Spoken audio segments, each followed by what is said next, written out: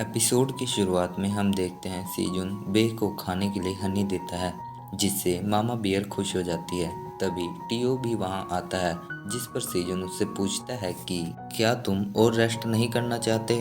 ओ नहीं, मैं एक प्रोफेशनल कैट हूँ, ऐसा सोकर मैं अपना टाइम वेस्ट नहीं करना चाहता। और ऐसा कह वह सीजुन की जांघों पर चढ़ जाता है। क्या तुम मुझे पैडलर पाथवे तक राइड दे दोगे। तभी लिटिल बेट टीओ को खींचकर अपने साथ ले जाने लगता है, जिस पर सीजन उन्हें बाय कहकर फील्ड को रिपेयर करने के बारे में सोचता है। सीन कट होकर हमें ओक्स किंग का दिखाया जाता है, जहां वो अपने सोल्जर्स के लाए हुए मड को देख रहा होता है। नंबर 1000 क्ले, 1001 आल्सो क्ले और नंबर 1002 क्ले। क्या हुआ तुम्हें? मैंने तुम्हें अपने साथ खाने की चीजें लाने को कहा था और तुम सब ये मिट्टी उठाकर लाए हो। क्या तुम लोग पूरे दिन भर मिट्टी ही इकट्ठा कर रहे थे। जिस पर एक सोल्जर कहता है, कैप्टन, हमने सदियों से अपनी टेरिटरी में हरियाली नहीं देखी। हमने इतना खा लिया है कि हमारी टेरिटरी में केवल मिट्टी ही बची है। ये सुन ओक्स किंग सैड हो जाता है। ओह, अब हम क्या करें। ये लैंड पहले पूरा हरा भरा था, जहाँ हम द ब्लैक मोस्ट पावरफुल मिनिट्योर्स रहते थे।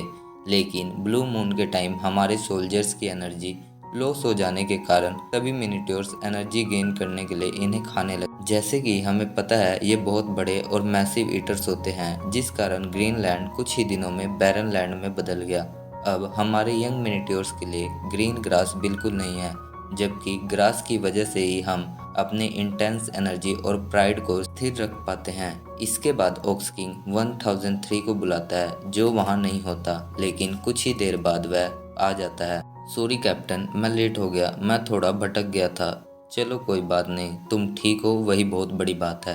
तभी ओक्स किंग शॉक हो जाता है और 1003 के पास आ जाता है, जहां वह उससे पूछता है कि ये तुम्हारे सींग में क्या फंसा है, इसकी खुशबू इतनी अच्छी क्यों है। जब वह उसे देखता है तो हम देखते हैं उसके सींग में स्वीट पोटैटो फंसा होता है। इधर हम आइलिन को देखते हैं, जो होश में आ गई होती है। ओह, लगता है मैं बेहोश हो गई थी। और खड़े होने की कोशिश करती है तो उसका सिर झूमर से टकरा जाता है। आखिर ये झूमर इतना नीचे कैसे हो गया। रुको, क्या ये भी? नहीं, इसका मतलब कि ये छोटे नहीं हुए, बल्कि मैं बड़ी हो गई हूँ। आखिर मैं इतनी जल्दी इतनी बड़ी कैसे हो गई।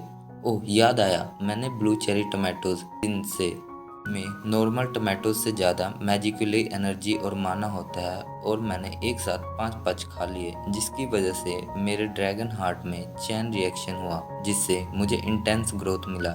लेकिन मेरी हार्ट बीट फिर भी स्लो हो गई। क्या यह टेम्परेरी इफेक्ट था? लगता है मैं इसे इतनी जल्दी ठीक नहीं कर पाऊंगी, लेकिन फिर भी मुझे इसके ठीक होने की होप तो मिली। और थैंक यू मेरे प्यारे लिटिल फार्मर। तभी वो देखती है सीजुन कौन खा रहा होता है। वेट, क्या ये मुझे बिना बताए फिर से कुछ डिलीशियस खा रहे हैं?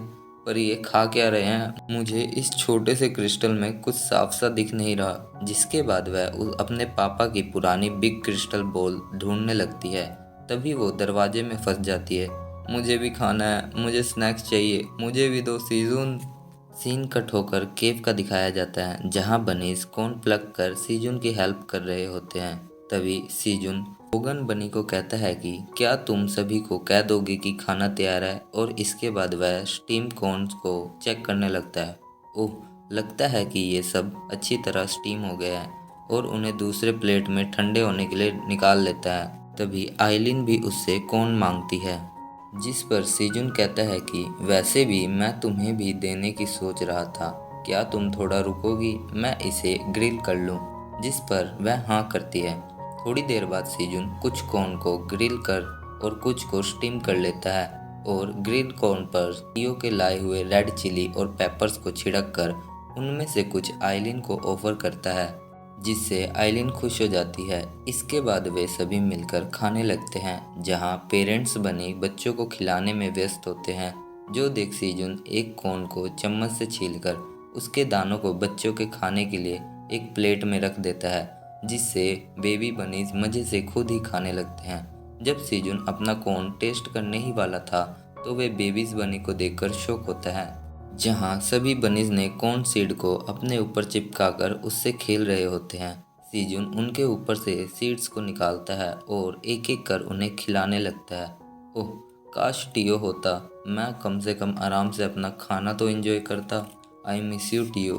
सीन कट होता है और हम फियोनिक्स गिल्ड के बेस को देखते हैं, जहां गिल्ड के मेंबर्स टियो का वेट कर रहे होते हैं, जिनमें से एक लड़की कहती है, डोनशिक, अगर हम ऐसे ही टियो का भी यहाँ वेट करेंगे तो हमारी सप्लाईज ख़त्म हो जाएगी और हमें गिल्ड को मिशन के लिए भी रिपोर्ट करना है। जिस पर डोनशिक कहता है, तो ठीक है, हमारे में से कुछ मेंबर्स जाके मिशन कंप्लीट होने की रिपोर्ट गिल्ड में करेंगे और बाकी सब यहाँ रुककर टियो का वेट करेंगे। इधर टियो मज़े से 16th फ्लोर पर जा रहा होता है। मुझे जल्दी करनी होगी, बेबीज बनी अभी कूल अंकल की वेट कर रहे होंगे। लगता है मैं पहुँच गया पाथवे पर। यहाँ का नज़ारा हमेशा ही अलग दिखता है और वह एंटर करने जाता है, जहाँ वाइट पपी टियो से उसकी आइडेंटिटी मांगता है, जिस पर टियो अपना पैडलर बैच दिखाकर अपना नाम बताता है। इधर हम देखते हैं टियो का कोई पीछा कर रहा होता है।